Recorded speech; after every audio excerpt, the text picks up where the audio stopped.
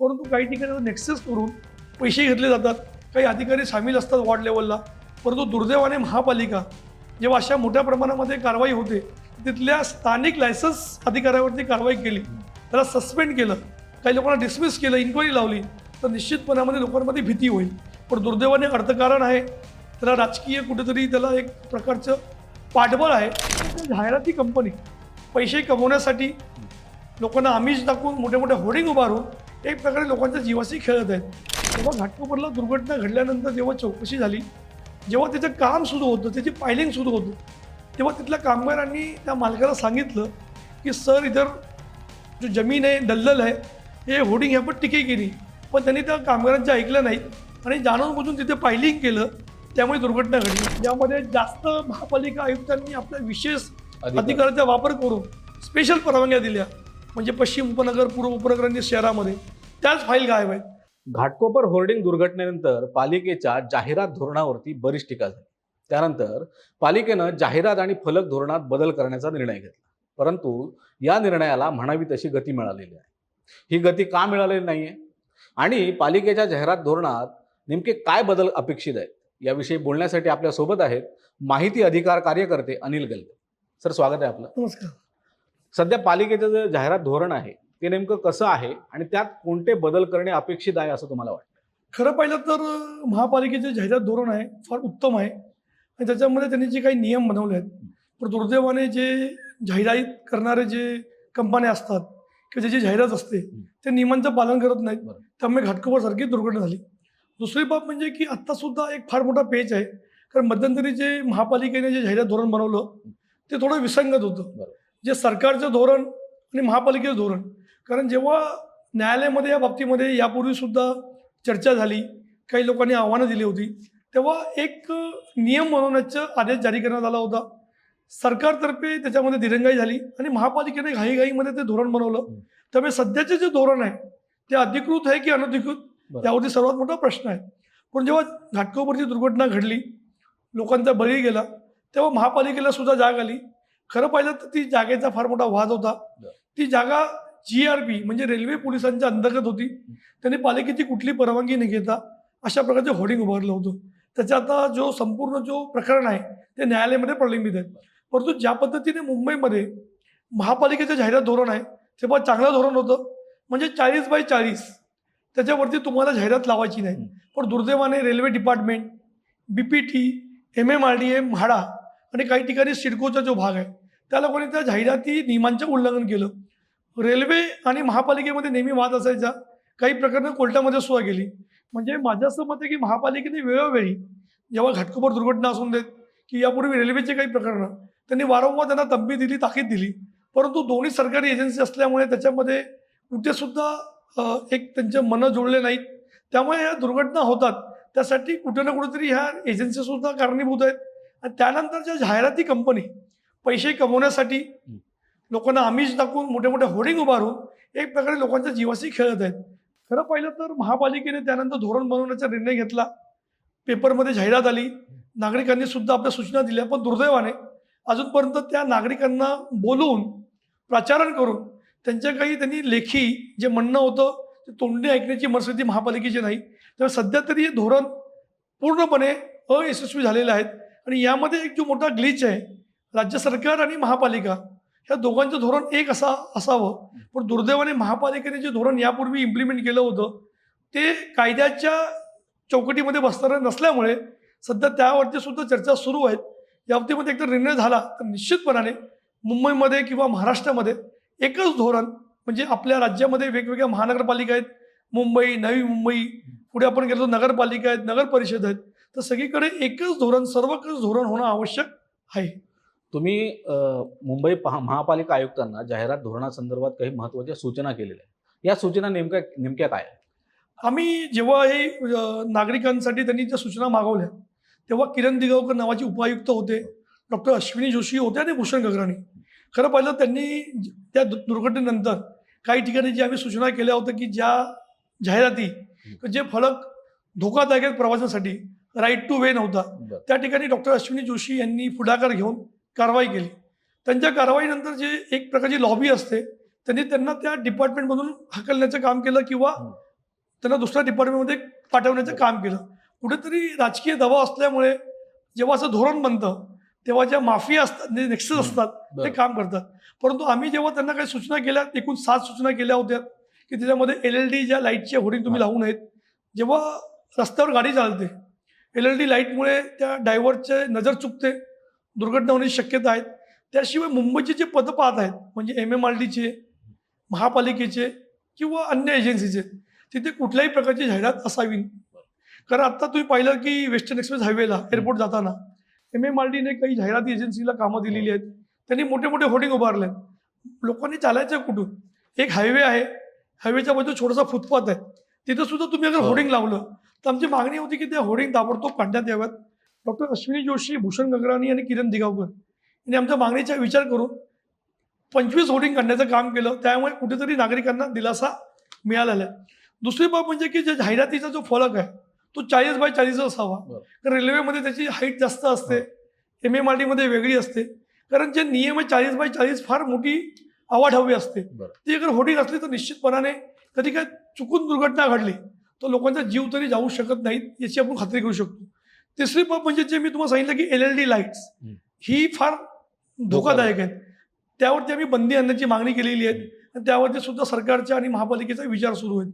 चौथी की ज्यांना तुम्ही परवानगी दिली आहे त्याची सर्व कागदपत्र परवानगी तुम्ही संकेतस्थळावर अपलोड करावी. म्हणजे उद्या मला वाटलं तर मी महापालिका संकेतस्थळावर जाऊन चेक करू शकतो की ही होर्डिंग कोणाची आहे, ह्याला परवानगी दिली की नाही. पाचवी बाब म्हणजे की महाराष्ट्र आग व सुरक्षा अधिनियम जे 2006 आहे त्यामध्ये प्रत्येक 6 महिन्यामध्ये किंवा वर्षाला त्या होर्डिंगचं ऑडिट करावं. कारण त्याची जी स्ट्रक्चरल त्याची जी स्टॅबिलिटी असते. कारण तुम्ही घाटकोपरला पाहिलं, जेव्हा घाटकोपरला दुर्घटना घडल्यानंतर जेव्हा चौकशी झाली, जेव्हा त्याचं काम सुरू होतं, त्याची पायलिंग सुरू होतं, तेव्हा तिथल्या कामगारांनी त्या मालकाला सांगितलं की सर इधर जो जमीन आहे, दल्लल आहे, हे होर्डिंग ह्या पण टिके केली. पण त्यांनी त्या कामगारांचं ऐकलं नाही आणि जाणून बुजून तिथे पायलिंग केलं, त्यामुळे दुर्घटना घडली. म्हणजे स्ट्रक्चरल ऑडिट त्याचा रिपोर्ट तो फायर ब्रिगेडनी आणि बिल्डिंग प्रपोजल विभागाने त्याला एकदा मान्यता दिली तर निश्चितपणाने अशा दुर्घटना आपण भविष्यामध्ये टाळू शकतो. पाचवा म्हणजे की जे 24 वॉर्ड आहेत हा सर्वात महत्त्वाचा मुद्दा आहे. कारण मुंबईमध्ये अनधिकृत होर्डिंग असतात. राजकीय पक्ष असून देत, सामाजिक NGO असून देत किंवा धार्मिक कार्यक्रम, लोक इलिगल होर्डिंग का लावतात? त्यांच्याकडे पर्याय नाही. तर आमची महापालिकेला मागणी होती की 24 वॉर्डामध्ये तुम्ही असं काही समर्पित स्पॉट बनवा, तिथे आपण होर्डिंग लावू शकतो. तुम्ही त्याचे चार्जेस घ्या ऑफिशियली, त्याची एक मुदत असते, त्याचे चार्जेस भरले त्याला होर्डिंग लावायची परवानगी द्या आणि त्याची साईजसुद्धा आपण 40x40च्या वरती नसावी. त्यामुळे महापालिकेला मोठ्या प्रमाणामध्ये कर येईल. आज महापालिकेची स्थिती फार खराब आहे. आपण फिक्स डिपॉझिट तोडत आहोत. अगर आपण अनधिकृत होर्डिंगच्या कारवाईवरती कोट्यावधी रुपये खर्च होतो, मॅनपॉवर लागते. त्याऐवजी अगर आपण 24 स्पॉट बनवले तर तिथे आपण होर्डिंग लावू शकतो. ज्याला होर्डिंग लावायची इच्छा असेल त्याने ऑफिशियली पैसे भरावेत, होर्डिंग लावावेत आणि काही दिवसामध्ये ते आपण होर्डिंग काढू शकतो. त्यामुळे महापालिकेला अनधिकृत होर्डिंगच्या त्यांच्याची कटकट कमी होईल. पालिकेला मोठ्या प्रमाणामध्ये कराच्या रूपाने पैसा मिळू शकतो. लास्ट की मुंबई पोलीस आयुक्त आणि अग्निशमन दल याची NOC घेणं बंधनकारक करावं. कारण घाटकोपरमध्ये काय झालं की त्यांनी महापालिकेची परवानगी घेतली नाहीत, कुठे कुठे मुंबई पोलिसांची घेत नाहीत. कुठेतरी या तिन्ही एजन्सींना एकत्र येणं आवश्यक आहे. महापालिका, संबंधित एजन्सी त्याची जागा आहे, मुंबई पोलीस आणि फायर ब्रिगेड, ह्या चारही एजन्सी एकत्रित आल्या तर निश्चितपणाने एकमत होईल. त्या जागेची पाहणी करणं, पंचनामा करणं, ते स्ट्रक्चर ऑडिट करणं, फायर विभाग आपल्या पद्धतीने त्याला निरीक्षण करेल तर निश्चितपणाने भविष्यामध्ये घाटकोपरसारख्या दुर्घटना आपण टाळू शकतो. आणि सेकंडली कुठलाही अर्ज आला, जसं आपलं झाड तोडण्याचं धोरण काही आहे, तेव्हा झाड तोडताना आपण पालिका पेपरमध्ये जाहिरात काढते, नागरिकांना सुद्धा बोलवते. आपण वॉर्ड स्तरावरती कमिटी बनवावी. ती कमिटी चेक करेल की होर्डिंग लागू शकते की लागू शकते, याची साईज किती असावी. त्यामुळे काय वॉर्ड स्तरावरती नागरिकांचा सुद्धा सहभाग करावा, जेणेकरून भविष्यामध्ये काही दुर्घटना घडली तर नागरिकांना सुद्धा कल्पना असेल की आपण इथे परवानगी दिलेली आहे, पोलिसांना कल्पना असेल. तर अशा आम्ही काही 7 सूचना केल्या होत्या. पण दुर्दैवाने मी तुम्हाला सांगितलं, राज्य सरकार आणि महापालिका यांच्या पॉलिसीमध्ये काहीतरी असमानता आहे. लिगली ती वैध नाही. त्यावरती सुद्धा आता प्रपोजल सुरू आहेत. एकदा ती वैध झाली तर निश्चितपणाने चांगलं धोरण बनेल. महापालिकेला मोठ्या प्रमाणामध्ये रेव्हेन्यू येईल आणि भविष्यामध्ये घाटकोपर असून देत किंवा मध्यंतरी काही ठिकाणी या दुर्घटना घडल्या होत्या, लोकांचा जीव गेला होता, तर अशा दुर्घटनेवरती आपण नियंत्रण आणू शकतो. अनधिकृत ज्या जाहिराती आहेत त्याच्या मागचं अर्थकारण कसं आहे आणि ह्या जाहिरातीमधून पालिकेला नेमका किती महसूल मिळतो? बघा, जे अनधिकृत होर्डिंग्स ज्या लागतात, ज्या पद्धतीने आता महापालिकेने मध्यंतरी आकडे प्रसिद्ध केले मुंबई उच्च न्यायालयाच्या आदेशानुसार, की त्यांनी जवळजवळ 30 ते 40,000 होर्डिंग्स काढण्याचं काम केलं. म्हणजे ज्या काढलेल्या त्याची संख्या आहे. हो. परंतु अगर आपण मुंबईच्या प्रत्येक विभागामध्ये गेलो, गल्ली गल्लीमध्ये 40-40मध्ये सोसायटीमध्ये अशा प्रकारच्या होर्डिंग्स लागलेल्या आहेत. माझं तेच म्हणणं आहे की महापालिकेचं त्याच्यावरती नियंत्रण नाही, कारण त्यांच्याकडे मॅनपॉवरची कमी आहे. बरोबर. किती तुम्ही होर्डिंग काढणार? त्यापेक्षा अगर आपण चांगल्या पद्धतीने होर्डिंगचा स्पॉट बनवला तर नागरिकांना सुद्धा दिलासा मिळेल. त्याचं अर्थकारण कसं आहे की जे होर्डिंग बनवणारे लोक असतात, एक DTP ऑपरेटर असतो, तो होर्डिंग बनवतो. मुंबईमध्ये जे झेरॉक्स कंपनीचे नवीन जे पेव फुटलेलं आहे, हो. त्यांच्या दिवसाला 2-2, 5-5 लाख रुपये धंदा असतो. तिथे इलिगल होर्डिंग बनवल्या जातात, त्या फिक्स करतात. त्याच्यामध्ये कसं असतं की DTP ऑपरेटर, प्रिंटिंग करणारी कंपनी वेगळी, ते लावणारा लेबर वेगळा, अशा 3 लोकांच्या त्याच्यावरती पुढं दारोमदार असते. परंतु त्याचे अर्थकारण कसं आहे की वॉर्ड लेवलला जे अधिकारी असतात, आणि विशेष म्हणजे जे आता आपण क्लीनअप मार्शल केलेले आहेत, हो. म्हणजे साकी नाक्याला नहार नावाचे एक प्रसिद्ध तिथे बिल्डर आहेत, त्यांनी मध्यंतरी काही होर्डिंग्स लावल्या होत्या. तर त्या होर्डिंग्समध्ये कारवाई करण्याऐवजी त्या क्लीनअप मार्शलच्या लोकांनी तिथे जाऊन चिरीमध्ये घेऊन त्या होर्डिंगवरती कारवाई केलेली आहे. म्हणजे क्लीनअप मार्शलचं काम फक्त थुकणं नाही, बरोबर. इलिगल होर्डिंग सुद्धा काढणं आहे, फेरीवरती कारवाईचं करणं आहे. परंतु काही ठिकाणी नेक्सेस करून पैसे घेतले जातात, काही अधिकारी सामील असतात वॉर्ड लेवलला. परंतु दुर्दैवाने महापालिका जेव्हा अशा मोठ्या प्रमाणामध्ये कारवाई होते, तिथल्या स्थानिक लायसन्स अधिकाऱ्यावरती कारवाई केली, त्याला सस्पेंड केलं, काही लोकांना डिसमिस केलं, इन्क्वायरी लावली, तर निश्चितपणामध्ये लोकांमध्ये भीती होईल. पण दुर्दैवाने अर्थकारण आहे, त्याला राजकीय कुठेतरी त्याला एक प्रकारचं पाठबळ आहे, आणि कुठेतरी एक भीती आहे की उद्या सत्ताधाऱ्यांच्या मी होर्डिंग काढलं तर ते कारवाई करतील, ऑपोजिशन ओरडेल. कुठेतरी प्रत्येक राजकीय पक्षाने याच्यावरती एक आपली आचारसंहिता बनवणं आवश्यक आहे की तुम्ही होर्डिंग लावताना परवानगी घ्या. तुम्ही 10पेक्षा एकच होर्डिंग लावा, परवानगी घ्या, तेव्हा होर्डिंग लावा. जेव्हा राजकीय पक्ष असा पुढाकार घेईल, म्हणजे प्रत्येक राजकीय पक्ष, तर निश्चितपणाने कार्यकर्ते होर्डिंग लावणार नाहीत. कारण कार्यकर्ते होर्डिंग का लावतात? त्यांना नेत्यांना खुश करायचं असतं. पण राजकीय पक्षाने आचारसंहिता केली म्हणजे उद्या तुम्ही जेव्हा निवडणूक तिकीट देता, तुम्ही किती होर्डिंगची परवानगी घेतली त्याची तुम्ही परमिशन कॉपी मागा, तरच तुम्हाला आम्ही तिकीट देऊ. असं काहीतरी त्यांनी एक आचारसंहिता बनवली तर निश्चितपणाने, कारण हे फक्त महापालिकेचं काम नाही, हे राजकीय पक्षांचं काम आहे, नागरिकांचं काम आहे. या सर्वांच्या सहभागाने आपण मुंबईला होर्डिंगमुक्त करू शकतो, जे इल्लिगल आहेत. आता मोठ्या मोठ्या ज्या होर्डिंग लागतात त्याची परमिशन असते, त्या तुम्ही लावाव्यात. तुम्ही इल्लिगल लावून ज्या पद्धतीने सिग्नल बंद करणं, सिग्नलवरती होर्डिंग लावणं, त्यामुळे मोठ्या मोठ्या दुर्घटना होतात. परवाच पद्मश्री सुचेता दादाच्या काही होर्डिंगची तक्रार केली होती, त्या सिग्नलवरती लावल्या होत्या. जेव्हा तुम्ही होर्डिंग सिग्नलवरती लावल्या तर निश्चितपणे सिग्नल लोकांना दिसणार नाहीत आणि तिथे दुर्घटना होण्याची शक्यता नाकारता येत नाही. तर माझे एवढंच म्हणणं आहे महापालिकेला की लवकरात लवकर पॉलिसी बनवा, चांगले तुम्ही अशा प्रकारचे 24 ठिकाणी असे काही समर्पित स्पॉट बनवा, जेणेकरून ज्यांना होर्डिंग लावायची आहेत, ज्यांच्याकडे पैसा आहे, ते परवानगीने होर्डिंग लावतील आणि महापालिकेची डुकीदुखी कमी होईल. फ्लेक्स जे छापतात त्यांच्यासाठी काही नियमावली पालिकेची आहे का, किंवा त्यांना काही लायसन्स वगैरे इश्यू केलं जातं? खरं म्हणजे जे फ्लेक्स छापतात त्यांच्याकडे झेरॉक्सचं काम असतं, प्रिंटिंग असतं, ते फक्त गुमास्ता काढतात. पण दुर्दैवाने आपल्या महापालिकेचे काही अधिकारी आहेत, ते कधी तिथे चेक करत नाही त्यांचे एक्झॅक्टली काय काम आहे. तर माझ्या मते की फ्लेक्स प्रिंटिंग करणाऱ्याला एक वेगळं लायसन देणं आवश्यक आहे. त्याची मोठी फी घ्या, मोठं डिपॉझिट घ्या, आणि कुठे तुमच्या कंपनीमधून तुमच्या दुकानातून फ्लेक्स गेलं इल्लिगल तर त्यातली कारवाई करा. फ्लेक्स बनवताना त्यांनी महापालिकेची परवानगी असल्यासच फ्लेक्स बनवणं बंधनकारक केलं तर निश्चितपणाने इल्लिगल होर्डिंग्स, इल्लिगल फ्लेक्सवरती आपण नियंत्रण आणू शकतो. त्यासाठी वेगळं लायसन्स बनवण्याची आवश्यकता आहे. लीगल आणि इल्लिगल फ्लेक्स यातला फरक काय? म्हणजे ज्याला आपण महापालिका परवानगी देत नाही ते इल्लिगल. लिगल म्हणजे जेव्हा तुम्ही महापालिकेकडे परवानगी मागता ते तुमचा मजकूर वाचतात, कारण मजकूर सुद्धा तो एका कायद्याच्या चकोटीमध्ये बसणं आवश्यक आहे. तो मजकूर वाचून त्याला परवानगी दिली जाते, तर लायसन दिलं जातं. तुम्ही जर पाहिलं की रेल्वेच्या होर्डिंग्स किंवा काही महापालिकेच्या होर्डिंग्स तिथे एक लायसन त्यांनी चिपकवलेलं असतं, त्याला परवानगी असते. तर माझं मत आहे की अगर वॉर्ड स्तरावरती 24 तासामध्ये किंवा 12 तासामध्ये अशा प्रकारे होर्डिंग देण्याची पद्धत आपण एक खिडकी योजना सुरू केली तर निश्चितपणाने हे अनधिकृत होर्डिंग लागणार नाहीत, महापालिकेला मोठा महसूल येईल. पण दुर्दैवाने महापालिका किंवा जे होर्डिंग लावणारे त्या दोघांमध्ये रस नाही, की आपण पैसे भरून होर्डिंग का लावायचे, सबका लग रहा है तो हमारा क्यों नहीं लग रहा है, अशी लोकांची पद्धत झालेली आहे. मध्यंतरी मुंबई उच्च न्यायालयाने काही नियंत्रण आणलं, काही राजकीय पक्षांवरती दंड आकारला, काही लोकांनी 24-24 लाख रुपये दंड महापालिकेला अदा केलेला आहे. मी कोणाचं नाव घेत नाही, बरोबर. कोणाची बदनामी करण्याचे आपलं काम नाही, परंतु काही ठिकाणी महापालिकेने कारवाई केलेली आहे. परंतु ती कारवाई मोठ्या प्रमाणामध्ये व्यापक स्वरूपामध्ये आणि कुठेतरी त्या नियमामध्ये केली तर निश्चितपणाने अशा प्रकारचे जे अनधिकृत होर्डिंगचं पेव आहे ते कमी होईल आणि महापालिकेला मोठ्या प्रमाणामध्ये कर मिळण्यासाठी मार्ग प्रशस्त होईल. आता होर्डिंगला परवानगी देणारे वेगवेगळे प्राधिकरण जर बघितले म्हणजे पालिका असो, MMRDA, रेल्वे परमिशन देत, यांचे नियम वेगवेगळे का आहेत? कारण बघा, माझं तर मत आहे की जेव्हा न्यायालयामध्ये प्रकरण सुरू झालं तर आपल्या मुंबईमध्ये नोडल एजन्सी मुंबई महापालिका आहे, पुण्यामध्ये पुणे महापालिका, ठाण्यामध्ये ठाणे महापालिका.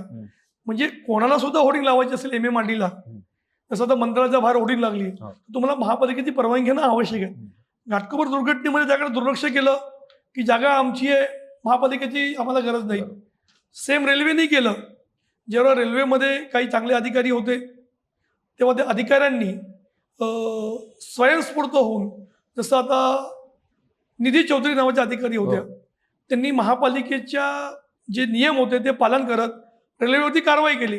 रेल्वेने त्याविरुद्ध कोर्टामध्ये धाव घेतली की आमची जागा आहे, आम्ही काय करू शकतो. म्हणजे एक प्रकारची ही जी एक दादागिरी आहे एजन्सीची, यासाठी मुख्यमंत्री असून देत किंवा महापालिका आयुक्त असून देत, कारण शेवटी आपल्याकडे डिझास्टर एक आपल्याकडे ॲक्ट आहे. आता डॉक्टर अश्विनी जोशी जेव्हा अतिरिक्त आयुक्त त्या विभागाच्या होत्या तेव्हा त्यांनी डिझास्टर नियमाखाली ह्या होर्डिंगमध्ये कारवाई केली. मग जेव्हा अश्विनी जोशी कारवाई करू शकतात, निधी चौधरी करू शकतात, मग अन्य अतिरिक्त आयुक्त का करू शकत नाही. कुठेतरी ही इच्छाशक्तीची एक बाब आहे.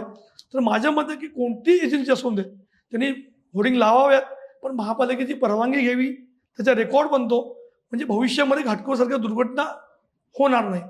पालिकेचा अर्थसंकल्प आजच जाहीर झाला म्हणून तुम्हाला प्रश्न विचारतो, तुमचं या अर्थसंकल्पाबाबत प्राथमिक निरीक्षण काय? मी अर्थसंकल्प जेव्हा माननीय भूषण गगरानी त्याचं वाचन करत होते, त्यांनी फार चांगल्या पद्धतीने अर्थसंकल्प सादर केला. मी माननीय भूषण गगरानी असून देत किंवा जे ॲडिशनल कमिशनर बिपिन शर्मा, अमित सैनी, दुसरे अभिजितजी आपले आहेत, जेवढे असतील, जे बांगर साहेब, या चांगल्या पद्धतीचे एक अर्थसंकल्प यासाठी का केलं, कारण त्यांनी कुठली नवीन घोषणा केली नाही. आज मुंबईमध्ये पायाभूत सुविधांचे कामं सुरू आहेत, नागरिक वैतागलेले आहेत, सगळीकडे खड्डे, सगळीकडे खोदकाम. ते चांगली घोषणा केली की जी कामं 31 मे पर्यंत होऊ शकतात त्याला हात लावा, नवीन कामाला हात लावू नका. दुसरी बाब म्हणजे हे अर्थसंकल्प आर्थिक स्थैर्य देणारे आहे, त्याशिवाय दीर्घकालीन आर्थिक उपाययोजनाच्या त्याच्यावर त्यांनी भर दिलेला आहे. नवीन घोषणा नाहीत. त्याशिवाय बेस्ट असून देत, पायाभूत सुविधा, आरोग्य, शिक्षण यावर त्यांनी फोकस केलेला आहे. शेवटी आज मुंबई महापालिका ही आहे, ही सेवा देणारी महापालिका आहे. त्यांचे काम सेवा देणार आहेत. आम्ही कालच काही वर्तमानपत्रांनी आम्हाला जेव्हा आमचं स्टेटमेंट विचारलं तर ही महापालिका सेवेवरती जास्त प्राधान्य देणारी असावी असं आमचं मत होतं. भूषण गगरांनी चांगल्या पद्धतीने अन्न सादर केलेलं आहे. आणि विशेष म्हणजे यासाठी कौतुक आहे कारण मुंबईमध्ये झोपडपट्टी असून देत किंवा इंडस्ट्री इस्टेट असून देत, तिथे चेंज ऑफ युजर झालेलं आहे.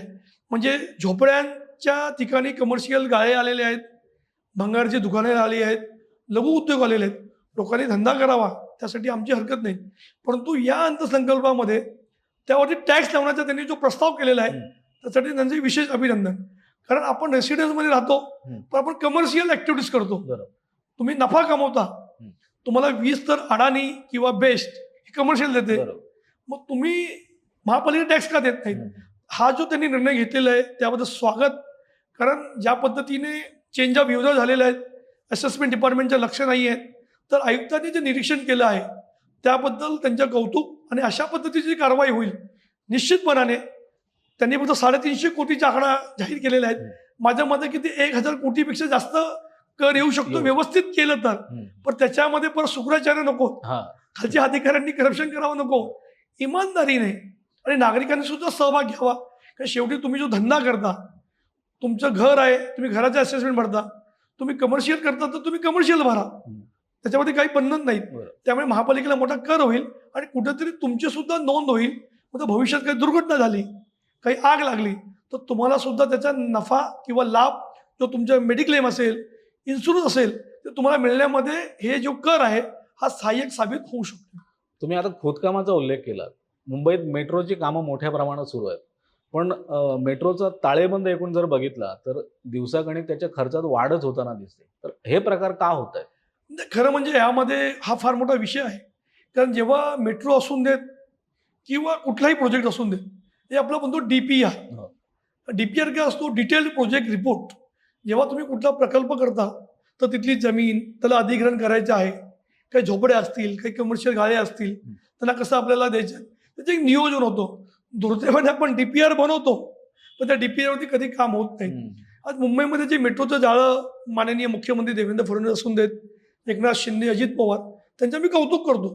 परंतु त्यामागे सुद्धा ज्या पद्धतीच्या नागरिकांना त्रास होत आहे, म्हणजे आपण मेट्रोचं जाळं विणतो आहे त्याबद्दल त्यांचं अभिनंदन, पण ते कामं वेळेमध्ये होत नाहीत. त्यामुळे प्रकल्पाचा खर्च वाढतो आणि विशेष म्हणजे एकाच कॉन्ट्रॅक्टरला तुम्ही 10 कामं दिलेली आहेत. त्याच्याकडे मॅनपॉवर नाहीत, त्याच्याकडे पैसे नाहीत. त्यांचं रडणं काय की आम्हाला MMRDA किंवा मेट्रो प्रकल्प आम्हाला पैसे देत नाहीत वेळेवरती, आमचं बिल पास करत नाही, हे त्यांचं रडगाणं. आज मुंबईच्या रस्त्यावर किंवा ठाण्याच्या रस्त्यावर मीरा रोड भाईंदरकडे तुम्ही पाहिलं सगळीकडे मेट्रोची कामं सुरू आहेत. ही कामं झाल्यानंतर आपल्याला लाभ होईल, परंतु कामं ज्या गतीने होणं आवश्यक आहेत ते नियंत्रण करणं आवश्यक आहेत. आम्ही वारंवार मेट्रोबद्दल बोलत होतो. आमच्या तक्रारीनंतर माननीय मुख्यमंत्री देवेंद्र फडणवीस यांनी कालच एक प्रकारचं सोशल वॉर रूम बनवलं आहे. त्याचा काय अर्थ आहे की जी विकासाची कामं सुरू आहेत तर आपल्या राज्यामध्ये एक वॉर रूम आहे. तर त्यांनी एक सोशल वॉर रूमची काल डिक्लेअर केलं आहे. त्यांचं कौतुक, अभिनंदन. कारण त्यामुळे काय होईल, जी मेट्रोची कामं असून देत, महापालिकेची कामं असून देत, त्यावरती लक्ष ठेवण्यासाठी सोशल वॉर रूमच्या मार्फोटा लाभ होईल. आमचं एवढंच म्हणणं आहे की जी कामं आहेत ती वेळेमध्ये पूर्ण करा, कॉन्ट्रॅक्टरला ब्लॅकलिस्ट करा, दंड आकारा. पण दुर्दैवाने MMRDचे जे संजय मुखर्जी आहेत, 1,00,000, 2,00,000, 1 कोटी दंड आकारतात. 2,000 कोटीच्या मेट्रो आहेत. कमीत कमी 15 ते 20% अगर तुम्ही दंड आकारला तर त्या कॉन्ट्रॅक्टरला जाग येईल. भविष्यामध्ये तो चुकून सुद्धा असं त्याच्यामध्ये ढिलाई करणार नाही. तर आमचं आपल्या माध्यमातून सरकारकडे मागणी आहे, दंड 25% प्रमाणे आकारावा, ज्यामुळे उद्या भविष्यामध्ये तो कॉन्ट्रॅक्टर घाबरेल मुंबईमध्ये काम करण्यासाठी की अगर मी दिरंगाई केली, निष्काळजीपणा केला तर त्याचा त्रास मला होऊ शकतो. तर माननीय मुख्यमंत्र्यांनी ज्या पद्धतीने आता जो सोशल वॉर रूम बनवला आहे त्या अनुषंगाने काहीतरी कामाला गती मिळेल अशी आम्हाला आशा आहे. नालेसफाईचा विषय मुंबई पालिकेचा चर्चेत असतो. नालेसफाईवरती बक्कळ पैसा खर्च केला जातो, प्रत्यक्षात नालेसफाई होतच नाही. तर हे असं का? बघा, वर्षानुवर्ष आपण नालेसफाईवरती खर्च करतो, पण दुर्दैवाने ज्या काही उपाययोजना आहेत, माझं मत आहे की वर्षातून एकदा नालेसफाईवरती खर्च करण्याऐवजी प्रत्येक 3 महिन्यामध्ये अगर नालेसफाई केली तर ते नालेसुद्धा साफ होतील आणि एकत्र जो कचरा जमा होतो त्याची विल्हेवाट लागेल. दुसरी बाब म्हणजे त्याच्यामध्ये पैसे आपले कमी खर्च होतील. तिसरी बाब म्हणजे जिथे ते नालेसफाई होते तिथं CCTV लावावी. कारण नाला तर गाळ निघतो, पण गाळ कुठे डंप होतो त्याची अजून सुद्धा कोणाला कल्पना नाही. म्हणजे फार मोठे गुपित आहे मिस्टर इंडियासारखं, की गाळ तर काढला आहे, तर गाळ गेला कुठे, कुठे तुम्ही डंप केला आहे, त्याचं कुठलं सर्टिफिकेट नसतं, गाड्यांचे नंबर नसतात. तर आमच्या महापालिकेला एवढंच विनंती आहे की तुम्ही वर्षातून एकदा नालेसफाई करण्याऐवजी जे आता आपण दत्तक वस्ती योजना आहेत मुंबईमध्ये, झोपडपट्ट्यामध्ये आपण कचरा काढतो, त्या अनुषंगाने आपण वॉर्ड लेवलला नालेसफाई केली. कारण आता कसं आलं की मुंबईमध्ये कसं केलं, मुख्यमंत्री एकनाथ शिंदे असताना त्यांनी दोन्हीच कॉन्ट्रॅक्टरला मुंबईचं काम दिलं. एक ईगल आहे, दुसऱ्या कुठली कंपनीची नाव माहिती नाही, त्याला तुम्ही 2,000 कोटी 1,000 कोटीची कामं देता, त्याच्याकडे 200 कामाची यादी आहे, तो 200 वर्षामध्ये सुद्धा काम पूर्ण करू शकत नाही.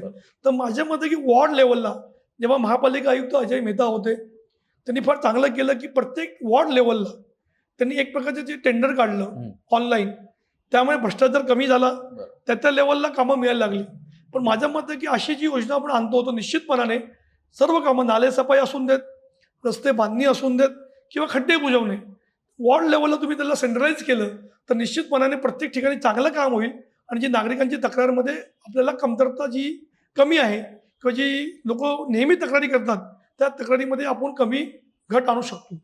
तुम्हाला पालिकेतले खाचखळगे सगळे माहिती आहेत म्हणून हा प्रश्न तुम्हाला विचारतोय. अलीकडेच एक बातमी आली की इमारत विभागाच्या 3,000 फाईल गायब झाल्यात आणि त्याची कॅग चौकशी बसली. नेमकं हे प्रकरण काय? नाही, हे जी बातमी काही नवीन नाही आहे. जेव्हा राहुल शेवाले स्टँडिंग कमिटी चेअरमन होते तेव्हा सुद्धा असा प्रकारचा प्रकार घडला होता. माझ्या स्वतःची रायटिंगमध्ये आम्ही कंप्लीट केली होती की या फायली गायब कसा होता. मग त्यांचं उत्तर होतं की या पूर्वीच्या होत्या. त्यानंतर महापालिकेमध्ये जो बिल्डिंग प्रपोजल विभाग आहे, विकास नियोजन, त्यांनी संपूर्ण आपल्या विभागाला ऑनलाईन केलं. आता तुम्हाला कुठल्याही इमारतीची माहिती पाहिजे असेल तर ऑनलाईनमध्ये मिळते. परंतु ज्या पूर्वीच्या काही फाईल होत्या ज्यामध्ये जास्त महापालिका आयुक्तांनी आपल्या विशेष अधिकाराचा वापर करून स्पेशल परवानग्या दिल्या, म्हणजे पश्चिम उपनगर, पूर्व उपनगरांनी शहरामध्ये, त्याच फाईल गायब आहेत. तर माझ्या मते की जेव्हा सुद्धा या फाईल बनतात तर एक मास्टर कॉपी असते. ती मास्टर कॉपी कुठे आहेत, मग त्याची तर चौकशी होणं आवश्यक आहे. फाईल गायब होत नाहीत. मेन कसं आहे की फाईल आढळत नाहीत किंवा त्या फाईल नष्ट होतात. त्याच्यामध्ये सुद्धा महाराष्ट्र अभिलेख अधिनियम 2005 आहे, अ ब क ड, कुठले तुम्हाला डॉक्युमेंट नष्ट करायचे आहेत त्याच्यासुद्धा त्यांनी नियमावली बनवली. तर माझं मत आहे की फाईल काही गायब होत नाहीत. जाणून विकासाच्या फायद्यासाठी किंवा तो कुठे अडचणीत येऊ नये, कारण माहिती अधिकार कायदा तेव्हा नव्हता. तर आल्यानंतर प्रत्येक व्यक्ती माहिती अधिकार कायद्याचा वापर करतो. त्यांना भीती असते की आम्ही चुकीचं काम केलेलं आहे तर उद्या माझ्यावरती कारवाई होऊ शकते. तर माझं मत आहे की अगर तुमच्याकडे फाईल सापडत नाही ती मास्टर कॉपी असेल, त्या आर्किटेक्टला पकडा, त्या बिल्डरला प्रचारण करा, त्याच्याकडे फाईल असणारच. फाईल आपण मागू शकतो. जेव्हा मंत्रालयामध्ये आग लागली मग तेव्हा आपण परत त्या फाईलीला पुनर्निर्मित का कसं केलं, पुनर्रचित, त्यामध्ये फाईली मागवल्या, पुनर्संरक्षित केल्या. तर अशा प्रकारची इन्क्वायरी होणं आवश्यक आहे. आणि जे आयुक्त असतील, जे अधिकारी असतील, ते कुठे आढळले तर निश्चितपणे त्यांच्यावरती कारवाई करणं आवश्यक आहे. आणि ज्या बिल्डिंगची फाईल असेल त्याचं परत तुम्ही एकदा ऑडिट करा, त्याच्यामध्ये काय गडबड आहे, कुठे चूक आहे, असं त्याची कारवाई करा. असं काही केलं निश्चितपणाने हे जे प्रकार आहेत त्याच्यामध्ये थोडं आपण कमी आणू शकतो. कोरोना काळात मोठ्या प्रमाणात भ्रष्टाचार झाल्याचे आरोप विधानसभेत सुद्धा झाले होते. त्याच्यानंतर श्वेतपत्रिका जाहीर करू, अमुक कारवाई तमुक कारवाई, प्रत्यक्षात कारवाई काहीच झाली नाही. यावरती तुमचं काय मत आहे? बघा, आता कोरोनामध्ये भ्रष्टाचार झालाच आहे. किती लोक जेलमध्ये गेले, काही लोकांच्या इन्क्वायरी लागल्यात. पण दुर्दैवाने आपल्या ज्या यंत्रणेमध्ये एक फार मोठी कमी आहे. आदर्श घोटाळा झाला, त्याच्यामध्ये राजकीय पुढारी अटक झाली पण कुठल्याही, आणि जे अधिकाऱ्यांना अटक केली. आता कोरोनामध्ये जे अधिकारी होते महापालिकेमध्ये तेव्हा ते सगळे आता राज्यामध्ये मोठ्या मोठ्या पदावरती काम करत आहेत. आणि दुर्दैवाने जे आता सत्तेवरती आहेत त्यांनी तो आरोप केले होते. तर माझ्या मते की जेव्हा अशा प्रकारच्या कोरोनामध्ये, कारण जेव्हा माननीय जे आयुक्त होते इक्बाल चहल, त्यांनी दैनिक लोकसत्तेच्या कार्यक्रमामध्ये घोषणा केली होती की कोरोनामध्ये 4,300 कोटी खर्च केले. तेव्हा माहिती अधिकारचा अर्ज केला, सांगतात की आमच्याकडे माहितीच उपलब्ध नाही. मग तेव्हा इक्बाल सिंग चहल यांनी स्वतः मला फोन करून ते पुढे PDF दिलं, म्हणजे माहिती त्यांच्याकडे आहे, कुठे किती पैसे खर्च ते माहिती आहेत. तर माझं मत आहे की याच्यावरती इन्क्वायरी होणं आवश्यक आहे. एक रिटायर्ड जजच्या माध्यमातून, जसं आपण मिठी नदीवरती इन्क्वायरीच्या आदेश झालेले आहेत माननीय प्रसाद लाड आमदार यांच्या सूचनेनुसार, तर याची सुद्धा एक रिपोर्ट करणं आवश्यक आहे. कारण आपण आरोप केलेले आहेत पण दुर्दैवाने कोणाला ज्या पद्धतीने मोठ्या प्रमाणात अटक करणं आवश्यक आहे, अधिकाऱ्यांना घरी बसवणं आवश्यक आहे. जसं आता माननीय पंतप्रधान नरेंद्र मोदी जे भ्रष्टाचारी अधिकारी आहेत त्यांना आपण जबरदस्ती वेळच घेऊन घरी बसवतो. तर महापालिकेमध्ये असं का झालं नाही, राज्यामध्ये का झालं नाही, यासाठी सुद्धा सरकारने एक प्रकारचं कारवाई करणं आवश्यक आहे. ज्यांच्यावरती आरोप झाले त्यांना तुम्ही साईड ट्रॅक करा, त्यांना मोठी पदं देऊ नका. पण दुर्दैवाने ज्यांच्या काळामध्ये कोरोनाचे आरोप झालेत ते अधिकारी आज मोठ्या पदावरती कार्यरत आहेत, त्यांच्यावर कुठली कारवाई झालेली नाही. म्हणजे आपण असं म्हणावं की कोरोनामध्ये कुठलाही भ्रष्टाचार झालेला नाही, हे सुद्धा एक बाब होतं. तर निश्चितपणे सरकारने या बाबतीमध्ये कारवाई करणं आवश्यक आहे. बेस्टसाठी 1,000 कोटींचा निधीची तरतूद आज पालिकेच्या अर्थसंकल्पात केली आहे. पण एवढ्या निधीने बेस्ट तोट्यातून बाहेर येईल का, किंवा बेस्ट नेमकी तोट्यात का गेली आणि तिला बाहेर कसं काढता येईल? खरं म्हणजे आज महापालिकेच्या अर्थसंकल्पामध्ये त्यांनी 1,000 कोटीचं जे तरतूद केलेली आहे, भले ते कमी असेल तरी सुद्धा आम्ही अभिनंदन करतो. कारण आता काही वर्षामध्ये बेस्टकडे बघण्याचा दृष्टिकोन लोकांचा बदललेला आहे. आणि आज बेस्ट ही फार चांगली जीवनवाहिनी झालेली आहे. कारण 5 रुपयामध्ये 6 रुपयामध्ये तुम्ही प्रवास करू शकता, AC मध्ये सुद्धा लोक त्याचा मोठ्या प्रमाणात वापर करत आहेत. बेस्टमध्ये जे व्यवस्थापन आहेत, खरं म्हणजे तर जे उच्च पदस्थ अधिकारी आहेत त्यांना मोठ्या प्रमाणामध्ये त्यांना पगार आहेत, सुविधा आहेत, तर तिथे कुठेतरी कपात करणं आवश्यक आहे. आणि बेस्टमध्ये आता जी कॉन्ट्रॅक्ट सिस्टीम आलेली आहे, त्यांनी काही बेस्टचे आगार आहेत हे खाजगी विकासकांना दिलेत, पण त्यामध्ये आपल्याला लॉसेस झालेले आहेत, कोट्यावधी रुपये येणं बाकी आहेत.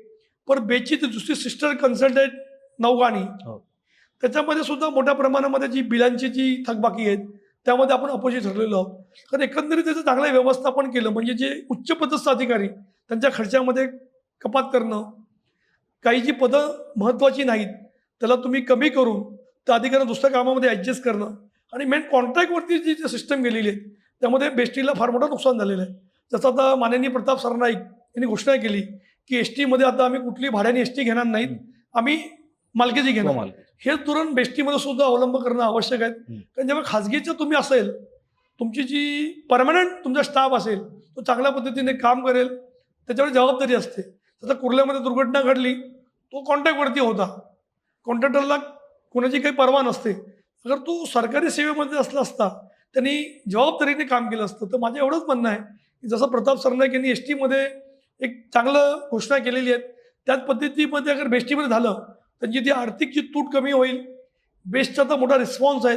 आणि मुंबईमध्ये ज्या शेअर रिक्षा आहेत, खरं म्हणजे छोट्या छोट्या मिनी आणि मिडी बसेस ह्या तुम्हाला चालवण्याची आवश्यकता आहे स्टेशनपासून.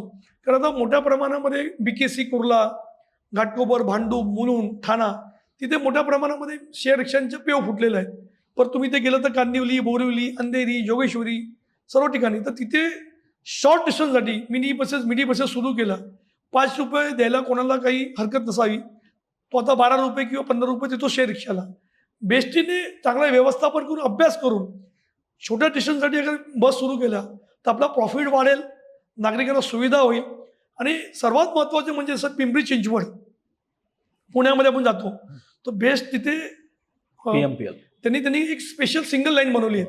म्हणजे त्याला स्पेशल डेडिकेटेड लाईन बनवणं आवश्यक आहे. जर तुम्ही मुंबईमध्ये डेडिकेटेड लाईनची व्यवस्था केली तर बेस्ट सुसाट जाईल, आपला कोस्टल रोड सुद्धा त्याच्यामध्ये पाठी पडेल. तर सरकारने नागरिकांच्या हितासाठी किंवा सार्वजनिक वाहतूक व्यवस्थेला बळ देण्यासाठी रेल्वे आणि अशा प्रकारच्या बसेसला जर तुम्ही चालना दिली, त्याला एक सिंगल विंडो किंवा त्याला एक डेडिकेटेड लाईन बनवली तर निश्चितपणे लोक त्याचा जास्त वापर करतील. कारण आत्ता BKC टू कुर्ला जायला 1.5 तास लागतो.